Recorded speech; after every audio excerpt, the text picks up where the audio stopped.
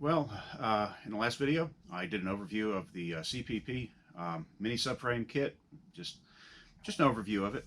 Well, in this episode, we're going to do most of an install.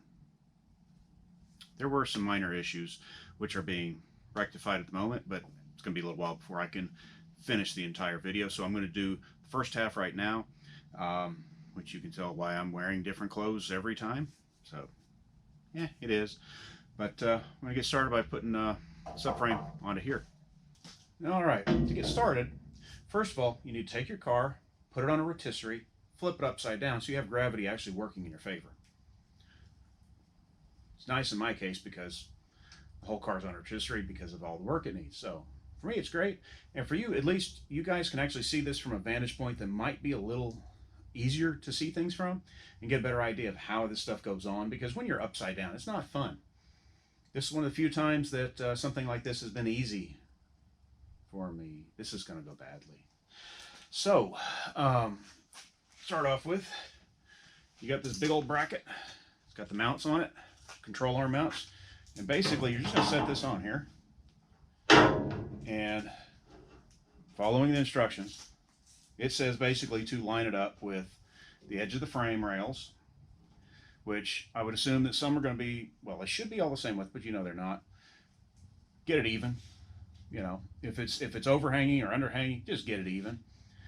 You want to get that even, get this close to here. And then, personally, I look at it, it's like you do all that, and then just ignore the whole thing, because the next thing you're going to do is take both control arms, put them into place. That is going to locate this brace forward and rear. Now, because I've replaced all the sheet metal on this, there's no telling if these holes in the strut towers for the original arms, if they're this way, this way, this way, this way, turned. There's no telling, because, again, aftermarket parts. I expect them to be off a little bit. So there'll probably be a little bit of get them in here, bend things around to make it fit. And there's modification for that later on. We'll talk about that later.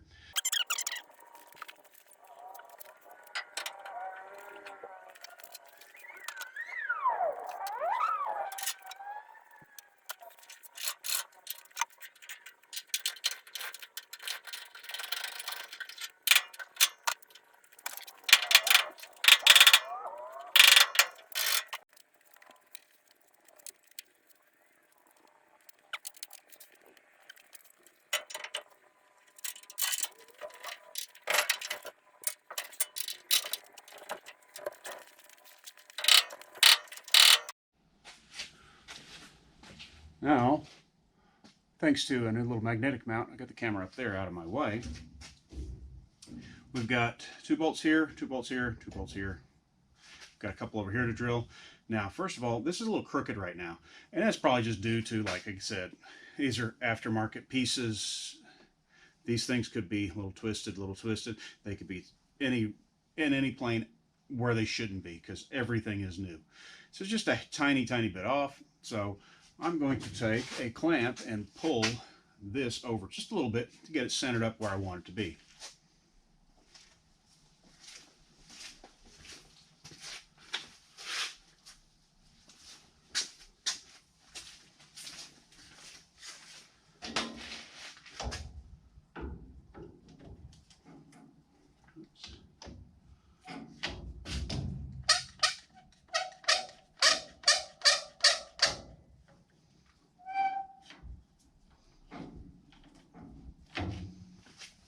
And I'm just going to do that by feel.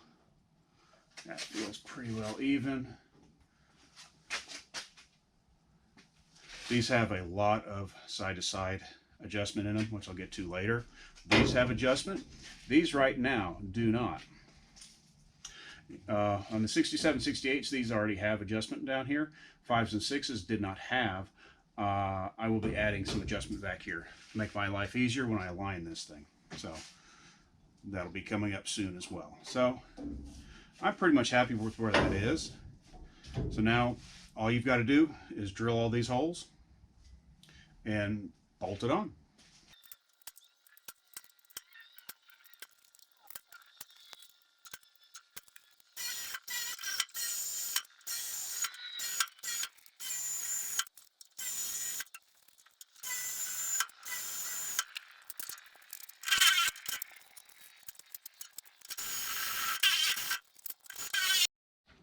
All right, well, in our pile of parts, we also have these little doubler plates. Now, there are 3 different ones.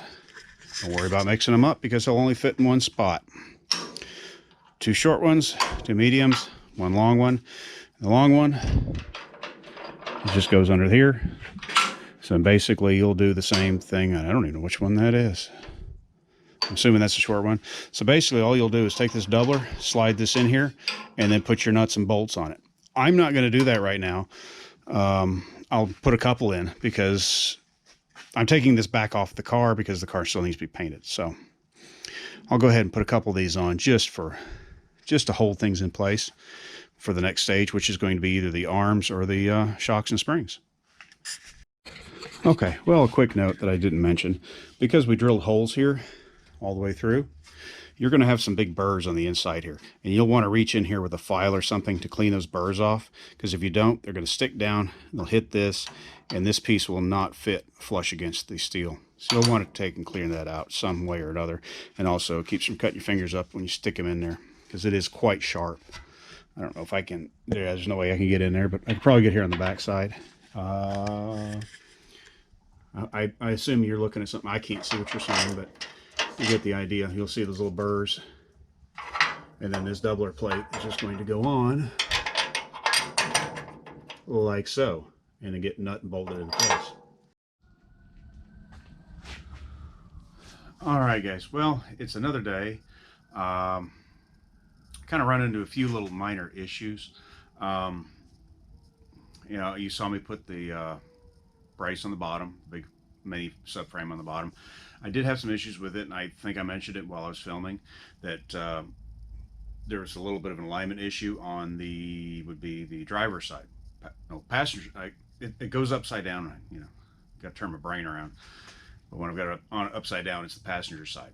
The arm wasn't sitting quite correctly in there. Well, come to find out, when I looked at it a little closer, they're the oval holes that are in the mount over here, which I'll show you in just a second. Perfect on one side. The other side, they were slightly, one was just right, the other one was slightly askew. I did contact the company about it, and they said, you know, send them a picture of it, not a problem, and you know, just we'll arrange to ship it back, and they'll ship me a new one, and so no problem with that. I did kind of run into another issue of, I was working on test fitting the shocks and the springs and all that, because I don't want to do it on camera and say, oh, hey, here, you know, I kind of want to get an idea if it's going to work right. You know, it's just the way it is. I did kind of run into some minor problems of getting things to fit height-wise. But more on that in the next video. Unfortunately, I have to break this up into 2 videos. I'll do that in the second part, where I'm talking about the control arm and showing the coilovers and all that actually being installed. But there's kind of some discrepancies of things here and there. I've been doing some research on you know, what length springs and things like that, and you know, you got to do your detective homework a lot of times, because it's just the way things are. And so there'll be more on that in the next video. If you have any other questions, something I haven't brought up that you might want to know about them, just ask, and I'll try to put it in the next video. And so for now, halfway done on it, and you know, see you later.